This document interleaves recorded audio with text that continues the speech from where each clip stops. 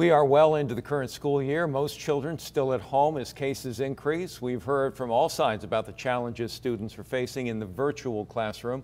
And joining us now is a man with a long time in education who has some ideas on what should be done. Joe Feldman, CEO of Crescendo Education Group. Joe, welcome. Thanks for having me. It's good to be here. Thanks. So as part of your group, the Crescendo Education Group, you have been calling for what you call grading for equity. What is that? Well, traditional grading is really over 100 years old. It started in the Industrial Revolution, and although we've had huge changes to our schools since then, grading, the way that teachers grade, is essentially fossilized for a century. And what this pandemic has done is it's really exposed how fundamentally flawed a lot of the traditional grading practices are. You know, we use grades to evaluate and report how much students have learned of courses, like in an English course, how well do they write a persuasive essay. But what we have been doing for the last 100 years is including non-academic information, like does the student come on time and do they have their pencil and notebook ready? And in the Zoom world, you know, have they turned on their camera and are they chatting? And the problem with that is that it creates warped grades. They become inaccurate, where a student who writes a great essay but has come late to their Zoom meetings for 5 days ends up getting their grade docked on the essay. And the student who doesn't do such a great essay but has done, you know, shown up on every Zoom meeting has had their grade lifted. So now grades are kind of this mishmash of a lot of different things, both academic and non-academic information, which makes them inaccurate.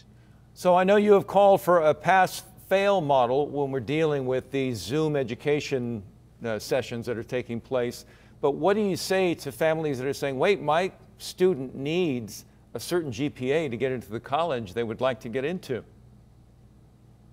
Yeah, so the reason why pass and incomplete might be the best option during this pandemic is because there are so many circumstances outside a student's control. I mean, we just saw the fires happening. So if a student isn't able to complete the essay on time or is not able to come to a Zoom meeting because of something horrific like that, or even in this pandemic time of having to take care of relatives or having to work or not having enough computers in the house or having limited bandwidth, we don't want to include all those other bits of information into the grade because, again, it starts pulling down and warping the accuracy and will give us false information about what students know and can do.